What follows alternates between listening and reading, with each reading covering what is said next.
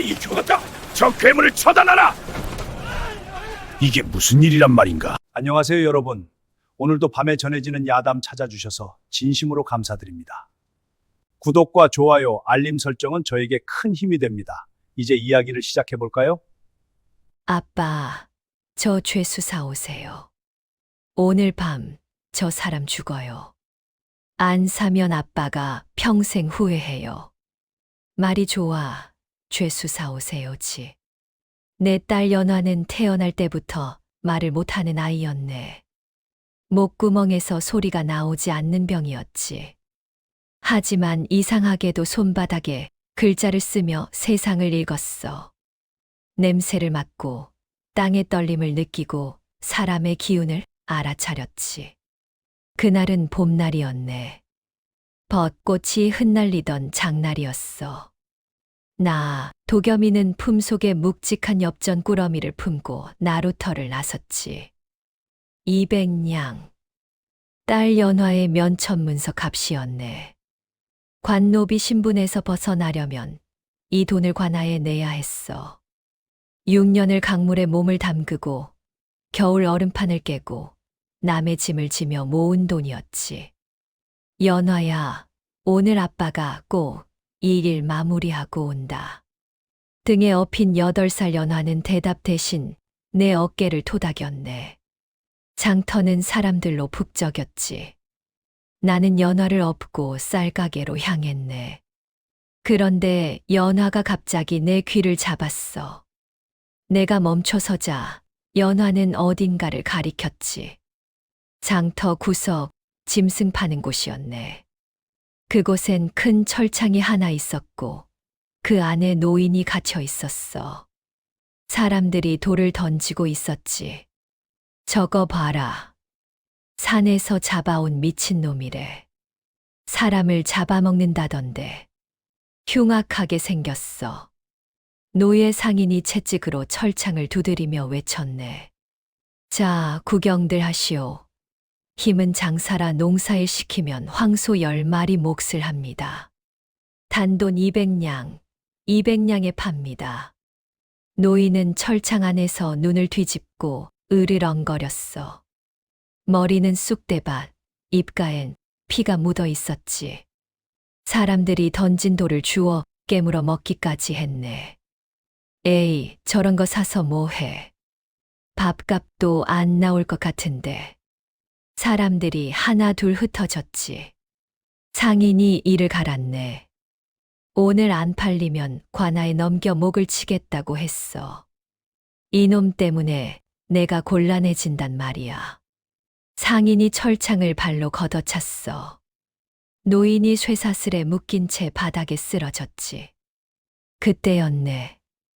연화가 내 등에서 몸을 떨기 시작했어. 나는 아이를 내려안았지. 연화는 내 손바닥에 가느다란 손가락으로 글자를 썼네. 꽃 냄새. 나는 고개를 갸웃했어. 무슨 꽃 냄새란 말이냐? 여긴 짐승 우리 옆인데. 연화가 다시 썼지. 슬픈 냄새. 오늘 밤 끝.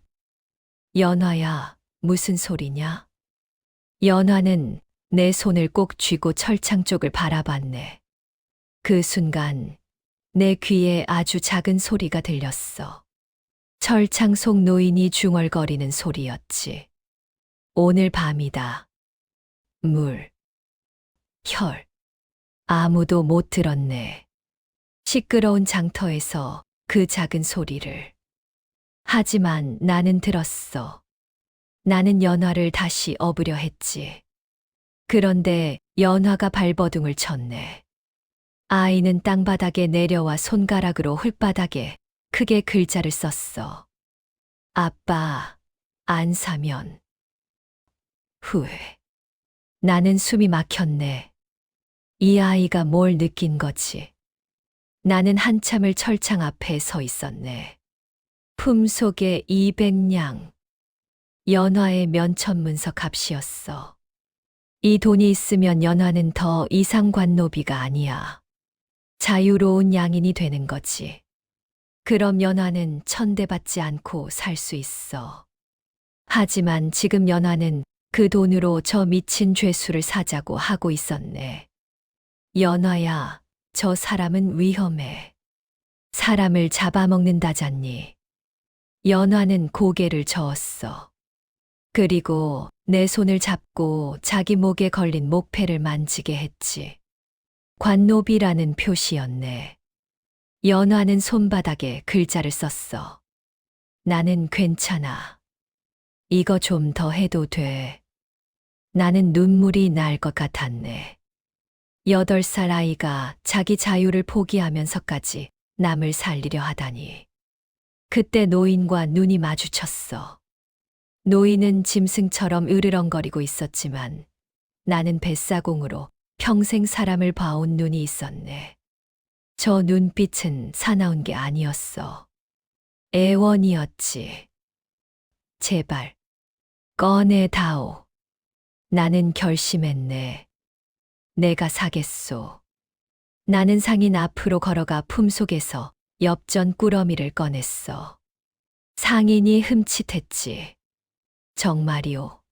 200냥 다 있소. 여기 180냥 있소. 나머지 20냥은 저 쇠사슬이랑 몸에 묶인 밧줄까지 풀어주면 드리겠소. 상인이 눈을 굴리더니 고개를 끄덕였네. 좋소. 거래 성사. 나는 엽전 꾸러미를 내던졌어. 장터가 조용해졌지. 저 사람 누구야? 도겸이잖아. 나루터 뱃사공. 관노비 주제에 저런 괴물을 사. 아니, 저 사람 딸 면천시키려고 몇 년을 돈 모았다던데. 그 돈으로 저걸 산다고? 완전히 미쳤네. 비웃음이 빗발쳤어. 하지만 나는 개의치 않았네. 상인이 엽전을 세더니 껄껄 웃었어. 딱 맞소. 이제 이놈은 당신 거요. 철창문이 열렸지. 노인이 비틀거리며 나왔네. 그리고 갑자기 내 손을 덥석 잡았어. 나는 놀랐지만 노인은 손을 놓지 않았네. 노인의 손이 떨리고 있었어. 노인은 내 손을 잡은 채로 땅바닥을 손끝으로 톡톡 두드렸지. 마치 뭔가를 확인하는 것처럼.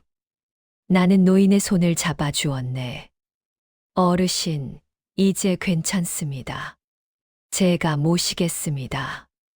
노인의 눈에서 눈물이 주르륵 흘렀어. 나는 연화를 업고 노인의 손을 잡고 장터를 빠져나왔지. 뒤에서 사람들의 조롱이 들렸네. 관노비 주제의 딸 인생 버렸네. 저러다 둘 다 죽겠어. 하지만 나는 뒤돌아보지 않았네. 그것이 내 전 재산과 맞바꾼 지옥의 시작이었지. 우리 집은 강가 언덕의 낡은 초가집이었네. 나루터에서 가까운 곳이었지. 바람이 불면 지붕이 흔들리고 비가 오면 방 안까지 물이 샜어. 나는 노인을 방으로 안내했네. 어르신, 여기서 쉬십시오. 노인은 방구석에 쭈그리고 앉아 아무 말도 하지 않았어. 나는 우물에서 물을 길어와 노인의 얼굴과 손을 씻겼지. 이제 좀 나아지셨습니까? 노인은 여전히 침묵이었네. 나는 낡은 옷을 꺼내 노인에게 입혔어. 저녁 때가 되었지. 나는 부엌으로 가서 밥을 지었네. 쌀독을 열어보니 쌀이 얼마 남지 않았어. 나는 남은 쌀로 죽을 끓였지. 어르신, 이거라도 드십시오. 노인은 그릇을 보더니 갑자기 두 손으로 움켜쥐고는 숟가락도 쓰지 않고 얼굴을 들이밀어 후루룩 마셔버렸네. 입가에 죽이 흘러도 눈을 뒤집고 짐승 소리를 내며 먹었어. 순식간에 마셔버리고는 딘 그릇을 내게 내밀었지. 또 달라는 거였네. 한 번 더 끓여드렸어. 그것도 순식간에 들이켰지. 그날부터 노인은 하루 세 끼를 먹어치웠네. 나는 낮에는 나루터에서 배를 젓고 밤에는 짐을 지며 노인의 배를 채웠지. 연화는 물로 배를 채웠네. 열흘이 지나자 내 손바닥엔 물집이 잡히고 터져서 피가 마를 날이 없었네. 한 달이 지나자 나는 뼈만 앙상하게 남았어. 어느 날 저녁이었어. 내가 집에 돌아왔는데 연화가 마당에 쭈그리고 앉아 있었지. 연화야, 왜 밖에 나와 있어? 연화가 고개를 들었네. 아이는 내 손바닥에 글자를 썼어. 배고파. 나는 가슴이 무너져 내렸네. 내 딸이 물로 배를 채우고 있어. 2달째 되던 날이었네. 나는 나루터에서 일하고 있는데 마을 사람이 귀띔을 해줬어. 도겸이 조심해. 홍익철이 내 땅을 노린다더라. 홍익철, 그 아전 출신 토호 말이오? 그래. 내 집 아래 언덕이 명당이라던데. 풍수를 보는 사람한테 들었다나 뭐라나. 나는 불길한 예감이 들었지. 그날 밤 노인이 이상한 행동을 했네. 밥을 먹다가 갑자기 멈춰서는 방바닥을 손으로 톡톡 두드렸어. 그러고는 중얼거렸지. 여긴 아니다. 여기도 아니야. 내가 물었네. 어르신, 무슨 말씀을? 노인이 화들짝 놀라며 고개를 돌렸어. 아, 아니야. 밥을 더 다오. 나는 이상했지만 그냥 넘어갔네. 3달째 되던 어느 저녁이었어. 내가 장작을 패고 있는데 연화가 마당으로 뛰어나왔지. 아이는 내 옷자락을 잡아당기며 손짓을 했네. 방 안을 가리키고 있었어. 내가 들어가 보니 노인이 연화의 작은 죽그릇을 손에 들고 있었지. 내가 얼른 달려갔네. 어르신, 그건 연화 거예요. 노인은 그릇을 놓지 않았어. 아이의 밥그릇까지 빼앗으려 하다니. 나는 처음으로 이 선택이 틀렸나 하는 생각이 들었네. 그날 밤 나는 부엌칼을 들었어. 차라리. 손이 떨렸지. 나는 노인이 자는 방으로 들어갔네. 칼을 들어 올렸어. 그런데 노인이 잠꼬대처럼 중얼거렸지. 미안. 내 아이. 지켜. 나는 칼을 떨어뜨렸네. 칼이 바닥에 떨어지는 소리가 울렸어. 나는 주저앉아 소리 죽여 울었지. 3달째 되던 어느 날 아침이었네. 내가 마당에서 장작을 패고 있는데 누군가 대문을 쾅쾅 두드렸어. 도겸이 있나? 문을 여니 홍익철의 머슴이 서 있었지. 날이 깨서 부르신다. 당장 따라와라. 나는 어쩔 수 없이 따라갔네. 홍익철의 집은 마을에서 제일 큰 기와집이었어. 마당에 들어서자 홍익철이 사랑방에서 나왔지. 비단 두루마기를 입고 부채를 펴며 말했네. 도겸이로구나. 별일 아니다. 네, 땅 말이야. 저희 집 땅 말씀이십니까? 그래. 그 강가 언덕 땅 내가 사겠다. 나는 가슴이 철렁 내려앉았어. 나리, 그 땅은 저희 조상 대대로 내려온 땅입니다. 팔 수 없습니다. 홍익철의 표정이 싸늘하게 굳었지. 감히 내 제안을 거절해. 관노비 주제에. 죄송합니다. 나리. 하지만 그 땅을 팔면 저희는 갈 곳이 없습니다. 홍익철이 코웃음을 쳤네. 관노비 주제의 땅이 아깝다고. 좋아. 그럼 나루세를 내라. 매년 쌀 10가마. 나리, 그건 너무 과합니다. 과해. 그럼 꺼져. 대신 한 달 안에 나루세를 안 내면 너희 땅은 압류한다. 나는 절망스러웠네. 쌀 10가마라니. 지금 나는 노인 먹일 쌀도 없는데. 나리, 제발 좀 봐주십시오. 제가 지금 형편이. 닥쳐. 관노비 주제에 나한테 동정을 바라는 거냐? 홍익철이 차잔을 집어 던졌네. 잔이 내 이마에 맞아 깨졌어. 피가 주르륵 흘렀지. 어서 꺼지지 못해. 나는 비틀거리며 밖으로 나왔네. 집으로 돌아오는 길, 마을 사람이 내게 조용히 말했어. 도겸이 조심해. 홍익철은 관아 아전들과 한통속이라 장부에 이름만 올리면 사람 하나를 노비로 만드는 자야. 나는 등골이 오싹했지. 집에 도착하니 연화가 마당에서 나를 기다리고 있었네. 아이는 내 이마를 만지며 손바닥에 글자를 썼어. 피 냄새. 누가 아빠 때렸어. 괜찮다, 연화야. 아빠는 괜찮아. 하지만 내 목소리는 떨리고 있었네. 나흘이 지났어. 홍익철의 패거리가 집 앞에 나타났지. 건장한 사내 5명이었네. 도겸이 나룻새 준비했나? 아직. 준비가. 그럼 이번 주 안에 이 땅 비워라. 안 그러면 너희를 노비로 묶어 판다. 사내들이 집 안으로 들어가 기물을 부수기 시작했어. 광을 부수고 항아리를 깨뜨리고 연화가 아끼던 작은 인형까지 짓밟았지. 나는 연화를 안고 밖으로 나왔네. 아이는 내 품에서 소리 없이 울고 있었어. 사내들이 떠난 뒤 나는 무너진 집을 보며 주저앉았지. 그날 밤 나는 한숨도 잘 수 없었네. 달이 떠올랐어. 방 안에서는 노인이 코를 골며 자고 있었고 연화도 잠들어 있었지. 나는 하늘을 올려다봤네. 제발, 제게 길을 열어주소서. 넉 달째 되던 어느 여름밤이었네. 하늘이 뚫린 듯 비가 억수같이 쏟아졌어. 천둥 번개가 산천을 뒤흔들었지. 우리 오두막 지붕이 새서 방 안까지 빗물이 떨어졌네.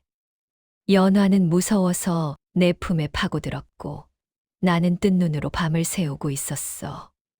그때였네. 방구석에 처박혀 넉 달 내내 밥 달라는 말만 하던 노인이 갑자기 벌떡 일어났어. 번개 불빛에 비친 노인의 얼굴. 그건 더 이상 미친 죄수의 얼굴이 아니었네. 눈에서는 푸른 빛이 뿜어져 나오고 굽었던 허리는 대나무처럼 곧게 펴졌지. 노인이 입을 열었네. 도겸아. 나는 깜짝 놀라 노인을 쳐다봤지. 예, 어르신, 정신이 드십니까? 노인이 나를 똑바로 바라봤어. 일어나라. 때가 되었다. 때라뇨. 괭이를 챙겨라. 지금 당장. 노인이 지팡이를 들어 비가 쏟아지는 창밖, 칠흑 같은 어둠 속에 산봉우리를 가리켰네. 내가 넉 달을 견뎌 낸 정성. 하늘이 보았다. 노인의 목소리가 깊게 울렸지. 해 뜨기 전이다. 나는 그 순간 깨달았네. 이 늙은이는 미친놈이 아니었어. 미쳐버린 세상이 버린 사람이었지. 나는 홀린 듯 괭이를 챙겨 빗속으로 뛰쳐나갔네. 연화가 놀라 일어났어. 아이는 내 옷자락을 잡으며 손짓을 했지. 아빠, 어디가? 연화야, 집에 있어라. 아빠, 금방 올게. 나는 노인을 따라 산으로 올라갔네. 노인은 칠순 노인네가 아니었어. 마치 신선이라도 된 듯 험한 산길을 날다시피 올라갔지. 어르신, 기다려 주십시오. 나는 미끄러지고 넘어지면서도 노인을 따라갔네. 한참을 올라 산중턱 사람의 발길이 닿지 않는 험한 바위, 절벽 앞에 노인이 멈춰섰어. 노인은 지팡이로 바위 틈의 한 지점을 정확히 찍으며 말했지. 여기다. 천둥 소리가 온 산을 뒤흔들었네. 때가 왔다. 괭이를 들어라. 나는 미친 듯이 괭이질을 시작했네. 바위가 단단해 손바닥이 터지고 피가 빗물에 섞여 흘렀지만 멈추지 않았어. 노인이 낮게 말했지. 더 깊이. 하늘이 열릴 때까지. 나는 온 힘을 다해 괭이를 내리쳤네. 나루터에서 10년 동안 배를 젓던 힘이 괭이에 실렸지. 연화를 굶긴 죄책감이, 세상의 멸시가, 홍익철의 횡포가, 모든 것이 그 괭이질에 담겼어. 쾅. 천둥 소리와 함께 내 괭이 끝에서 무언가가 터져 나왔네. 흙탕물이 아니었어. 하얗고 뜨거운 김이 모락모락 피어오르는 우윳빛 신비한 물줄기가 하늘로 치솟았지. 이게 뭡니까? 노인이 빗물에 젖은 수염을 쓸어내리며 껄껄 웃었네. 명당수다. 노인이 나를 똑바로 바라봤어. 목이 막힌 자의 숨을 트이게 하고 기운이 꺼진 자를 일으키는 물이지. 노인의 목소리가 낮아졌네. 어서 이 물을 떠다가 내 딸의 목을 적셔라. 해 뜨기 전까지만 효험이 있다. 서둘러라. 나는 물병에 약수를 담아 미친 듯이 산을 내려갔네. 넘어지고 구르고 미끄러지면서도 물병을 꽉 안고 달렸어. 집에 도착했을 때는 동이 트기 직전이었지. 연화, 연화야. 연화가 마당에서 나를 기다리고 있었네. 연화야, 가만히 있어라. 아빠가 내 목을 적셔줄게. 나는 떨리는 손으로 약수를 연화의 목에 발랐어. 아이의 입술에도 가슴에도 조심스럽게 적셨지. 한참을 그렇게 하고 나니 연화가 눈을 비비며 잠이 들었네. 나는 기다렸어. 1시즌, 2시즌. 아무 일도 일어나지 않았지. 역시나 헛된 희망이었나. 나는 털썩 주저앉았네. 그때 동이 터오며 아침 햇살이 방 안으로 들어왔어. 잠들어 있던 연화가 눈을 떴지. 아이는 창밖을 보더니 내 얼굴을 향해 입술을 떨었네. 그리고 작은 소리였어. 바람 소리보다 작은, 하지만 분명한 사람의 목소리였지. 나는 심장이 멎는 줄 알았네. 연화야, 연화야, 지금 뭐라고 했니? 연화가 또 한 번 입술을 떨었어. 아빠. 나는 연화를 꽉 껴안고 목 놓아 울었네. 연화야, 연화야. 8배를 침묵 속에 살던 딸이 처음으로 아비를 불렀어. 두 부녀는 서로를 부둥켜 안고 울었지. 그 울음소리가 온 산을 울렸네. 노인은 마당에서 뒷짐을 지고 하늘을 보고 있었어.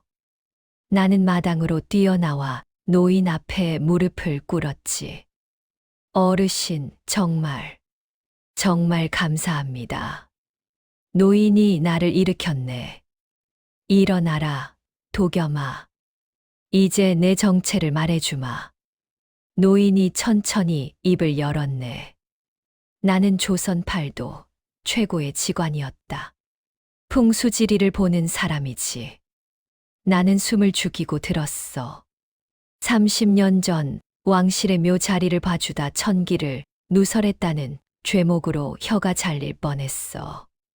그래서 미친 척하며 10년을 산속에 숨어 살았지. 노인이 내 어깨에 손을 얹었네. 세상 모든 사람이 나를 짐승 취급했다. 하지만 내 놈만은 달랐어. 나를 사람으로 대접했지.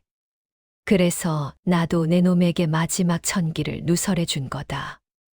노인이 산봉우리를 가리켰어. 이 땅은 500년에 한 번 나올까 말까 한 명당이다. 도겸아, 이 땅을 잘 지켜라.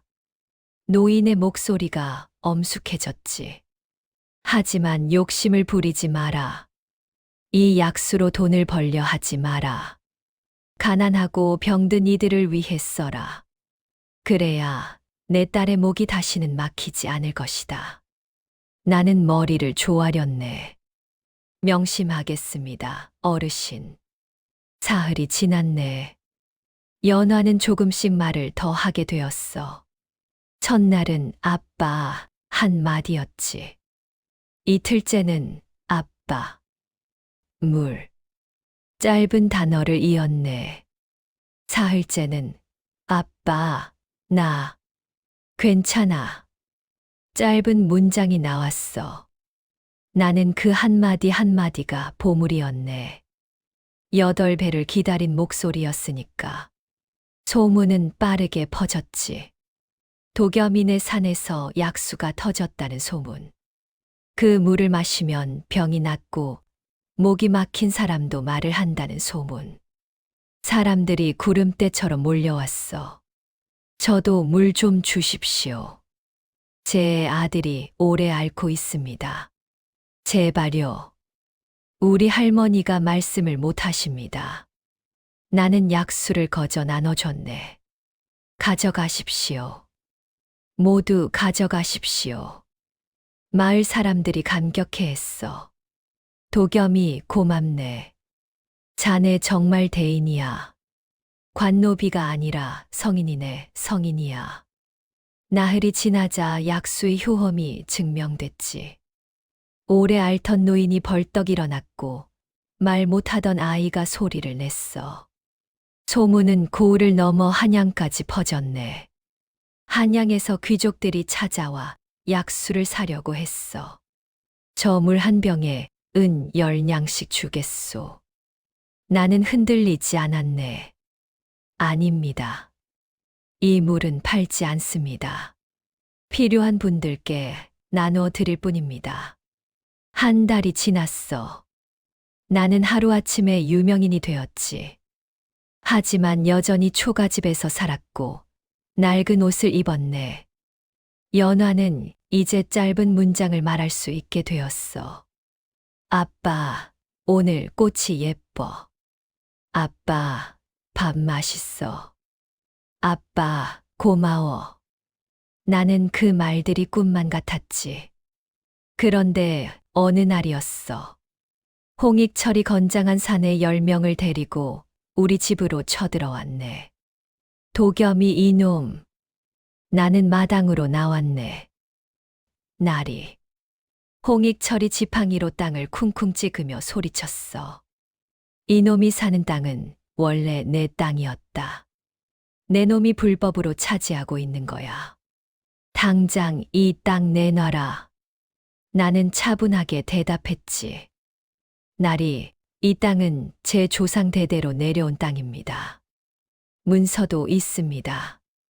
문서, 그 따위가 무슨 소용이냐.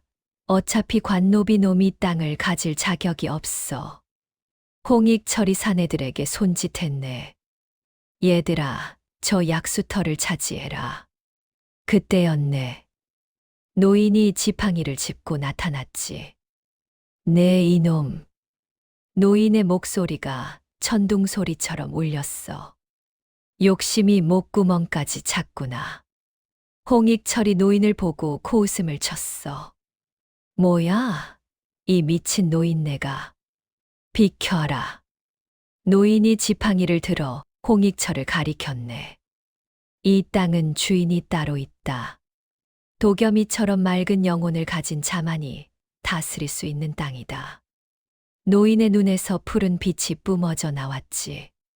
탐욕으로 눈먼 자가 이 땅을 밟으면 땅이 노하여 그를 삼킬 것이다. 홍익철이 껄껄 웃었어. 미친 늙은이가 헛소리를. 비켜. 홍익철은 노인을 밀치고 약수터가 있는 바위 위로 올라갔네. 그 땅은 내가 넉 달을 피땀으로 적신 땅이었어. 홍익철은 일부러 사람들 앞에서 물을 퍼올리며 선언하려 했지. 보라, 이제부터 이 물은 내 것이다. 한 손에는 땅 문서 꾸러미를, 다른 손에는 돈자루를 들고 있었네. 이 물을 팔아서 큰 돈을 벌겠어. 그 순간이었어. 땅 밑에서 짐승의 울음소리 같은 진동이 울리더니 홍익철이 서 있던 바위가 쩍 하고 갈라졌네. 홍익철이 황급히 뒤로 물러서려 했지만 이미 늦었어. 갈라진 틈이 홍익철을 향해 벌어지고 있었지. 사람 살려줘.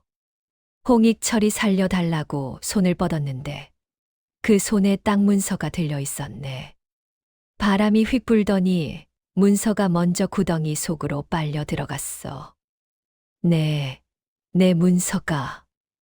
홍익철 옆에 있던 돈자루가 바닥에 떨어졌지. 홍익철이 손을 뻗어 돈자루를 잡으려 했지만 돈자루는 낭떠러지로 먼저 떨어졌네. 내 돈이 홍익철을 버린 거야. 바위가 완전히 갈라지며 홍익철은 비명 한 번 제대로 못 지르고 갈라진 땅속 낭떠러지로 빨려 들어갔네. 으아악. 땅은 다시 아무 일 없었다는 듯이 스르르 닫혀버렸지. 하늘이 내린 벌이었어. 구경꾼들은 벌벌 떨며 노인 앞에 무릎을 꿇었네. 노인은 나를 보며 빙긋이 웃었어. 도겸아, 나는 이제 간다. 어르신, 어디로 가십니까? 나는 울며 매달렸지만 노인은 아침 안개 속으로 사라졌네. 마치 처음부터 세상에 없던 사람처럼 바람과 함께 사라져 버렸어. 그 후로 도겸은 그 고을 제일 가는 부자가 되었지만 평생 비단 옷 한 번 입지 않고 가난한 사람들에게 쌀과 약을 나누어 주며 살았다고 해. 연화는 고운 처녀로 자라 내 뜻을 이어받아 약방을 차렸다지. 어느 날 연화가 산을 바라보며 이렇게 말했네. 아빠, 말할 수 있게 된 게 좋은 게 아니라 아빠를 부를 수 있어서 좋은 거야. 나는 딸을 꼭 껴안았지. 세상 사람들은 말하네. 사람은 겉모습이 아니라 그 속에 든 진심을 봐야 한다고. 욕심은 땅도 버린다고. 강원도 산골에선 아직도 비 오는 밤이면 땅 두드리는 소리가 난다고 하네. 그게 그 직관 노인의 소리라고. 사람은 겉이 아니라 마음이요. 욕심은 하늘도 땅도 버린다.